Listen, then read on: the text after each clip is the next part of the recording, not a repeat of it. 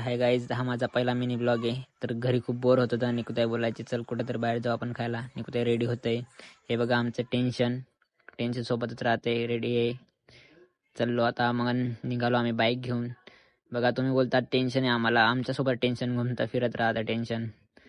तर चला आम्ही निघतोय मस्त बाईकवर. थोड्या वेळात आम्ही पोहोचूया. काय ऑर्डर करायचं तर ऑर्डर मग केलंय पावभाजी. निकुताई बोलायची पावभाजी खायची तर पावभाजी खाल्ली. मग नंतर चाय पिला.